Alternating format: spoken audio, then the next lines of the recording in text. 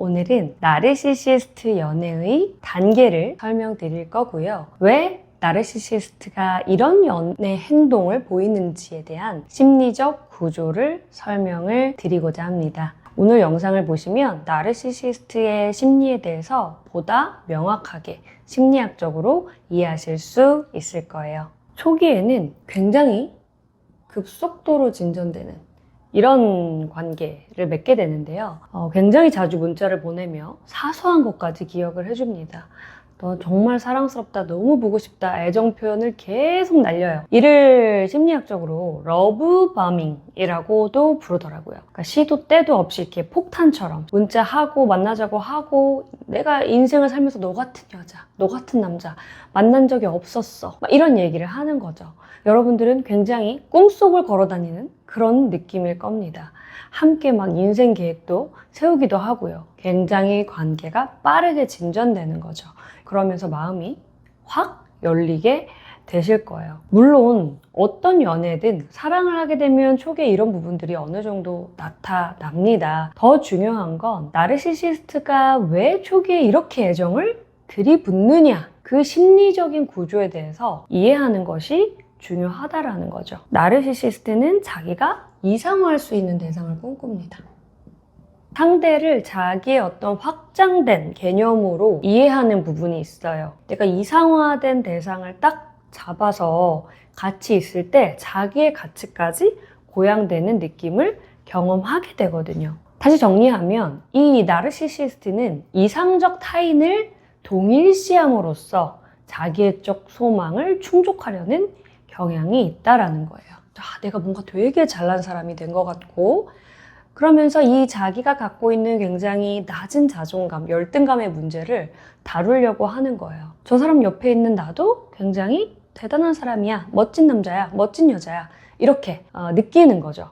그러니까 결국 이 말은 뭘까요? 나르시시스트가 여러분을 정말 깊게 사랑해서 이렇게 마음을 쏟는다라고 이해하기보다는 자신의 자존감을 조절해줄 대상이 절실하게 필요하다는 거죠. 나르시시스트는 얕은 표면적인 피상적인 관계와 사랑을 합니다. 두 번째 단계는 나의 가치를 끌어내리면서 통제하는 단계입니다. 이제 시간이 좀 흐르면 갑자기 그 사람이 완전 다른 모습으로 바뀐다기보다는 서서히 뭔가 상반된 모습들이 이제 관찰이 되는 거거든요.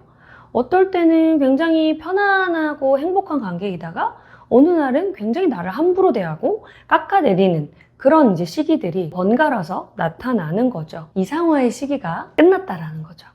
결국 인간의 본질은 뭐예요? 불안정성이잖아요. 완벽할 수가 없습니다. 모든 사람들은 다 각자가 가진 불안정성이 있어요. 부족한 부분들이 있고. 근데 이제 이 부족한 부분이 나르시시스트 눈에 들어오는 거죠. 그 들어오는 순간 단숨에 상대를 평가절하하는 마음이 올라옵니다. 그래서 이 부족한 부분, 이제 우리가 사람이 있으면 굉장히 장점도 있고 부족한 부분이 있는데 이때는 이 이상화된 측면만을 쫙 비춰가지고 나를 높이다가 어느 순간 시간이 지나고 이제 이 부분이 딱 내 마음에 들어오는 거예요. 나르시시스트의 마음에. 그러면 아주 가차없이 비난을 하면서 깎아내리게 되는 거죠. 이와 같이 나르시시스트는 누군가를 이상화했다가 불안정성이 발견되면 단숨에 우상의 자리에서 끌어내리는 패턴을 평생에 걸쳐서 반복을 합니다. 상담에서도 마찬가지예요. 나르시시스트는 항상 내면에 뭔가 부족하다는 느낌, 뭔가 불충분하다는 느낌, 부적절하다는 느낌, 이런 느낌들을 항상 갖고 있어요. 근데 이제 이거를 덮으려고 나를 이제 과대한 나로 만들어서 포장을 하는 거고요. 그래서 실제로는 사실 내 내면을 들여다보면은 굉장히 공허하고 수치스럽게 느껴지는 데가 있는데 갑자기 얘가 뭔가 좋은 걸 가지고 있는 것 같아요. 뭐 승진을 했어요. 되게 잘 나가요. 이러면 그거를 되게 비난하고 비웃고 조롱함으로써 그거를 이렇게 파괴하려는 그런 마음들이 있을 수도 있다는 거죠. 그래서 결국 정리하면 뭐냐? 상대를 평가절하하면서 나의 수치심과 열등감을 조절하려는 시도다. 이거를 나르시시스트는 스스로 할 수가 없다. 그래서 이 2단계에서는 이 나르시시스트가 연인한테 어떤 행동을 하냐면 자주 비난을 퍼부어요. 왜 그렇게 일을 열심히 안 해? 너 왜 하루 종일 내 연락만 기다리냐?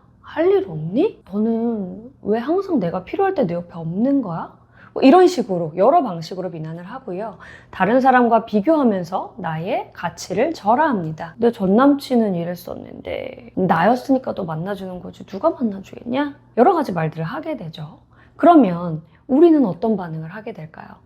여러분들은 더 완벽해지기 위해서 노력하게 됩니다. 외모도 바꿔보고 말도 더 예쁘게 해보고 상대의 변덕을 맞춰주고 상대의 스케줄에 맞추게 되죠. 그리고 연인과의 대화를 곱씹게 돼요. 막 톡도 다시 보면서 내가 뭔가 이렇게 말했으면 어땠을까? 다른 방식들을 계속 생각을 합니다. 자신의 실수에 집중하는 거죠.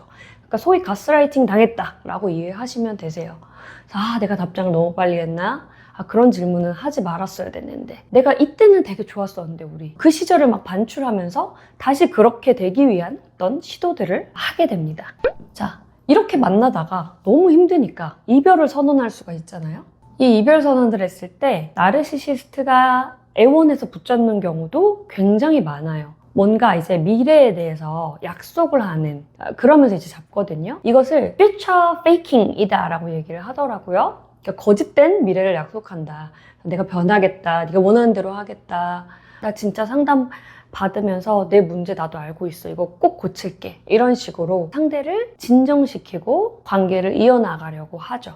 그런데 이제 결과적으로 봤을 때 이 약속들이 지켜지는 경우가 많지 않을 수 있다. 물론 진짜 이 자기애성 성격인 이분이 진짜 자기 부분을 자각하고 노력하는 경우에는 변할 수 있겠지만 단순히 이 사람을 붙잡아 두기 위해서 하는 나르시시스트의 행동 패턴이라면 거짓된 미래를 약속하는 그런 행위라는 거죠. 자, 그래서 다시 만났어요. 다시 만나면 뭔가 연애 초기로 돌아간 듯한 그런 느낌들을 받게 되시게 되세요. 근데 그러다가 얼마 지나지 않는 거죠. 다시 똑같은 싸움과 패턴이 반복되게 됩니다. 사랑을 하는데 남겨준 에너지가 많지 않구나. 다 자기의 자존감을 조절하는데 온통 집중하고 있구나. 그래서 내가 기능적으로 필요한 거구나. 라는 이해를 하실 필요가 있습니다. 그 이해가 없으면 자꾸 나르시시스트의 감정 변화, 변덕에 따라서 내 마음이 막 이렇게 돼요. 얘가 이때는 이렇게 날 사랑해줬었는데 막 이런 식으로 뭔가 자꾸 현 상황을 명료하게 보지 못하고 그러니까 내가 중심을 잡지 못하고 오랫도록 그 관계에 이렇게 역동에 끌려 들어가는 그런 상황들이 일어날 수가 있다라는 거죠. 자, 나르시시스트가 떠나는 경우도 있습니다. 더 이상 이제 이 대상이 나의 자존감을 유지해 줄 수 없는 대상이다 라는 게 인지되면 이별을 선언을 합니다. 자, 이렇게 돼서 이별이 되면 다행인데 그 이후에 또 과정이 있어요. 헤어지고 나서 후버링의 단계로 이어지는 경우가 있거든요. 이 후버링은 이제 이렇게 쫙 빨아들인다 라는 의미라고 하거든요. 그러니까 이 헤어진 연인을 다시 원래 그 관계로 되돌리기 위한 시도를 후버링이라고 합니다. 이 나르시시스트가 연인과 이별을 하고 그 완벽한 대상을 찾아다니겠죠. 근데 결국 완벽한 사람이 없잖아요. 그러면 얘한테 갔다가 또 아니네 얘한테 갔다가 돌고 돌아서 결국 다시 나한테 연락을 하게 된다는 거죠. 또 이런 이유도 있을 수 있어요. 내 손에서 완전히 빠져나갔구나 느꼈을 때 다시 상대를 통제하고 싶은 마음이 들 수도 있는 거죠. 그래서 나르시시스트가 다시 연락을 취해서 잘 지내? 보고 싶다. 뭐 이렇게 얘기를 하고 단호하게 거절하는 상대에 대해서 죄책감을 불러일으키는 말을 하기도 합니다. 그래서 굉장히 연애와 이별과 이 과정들이 다사다난하게 되고요.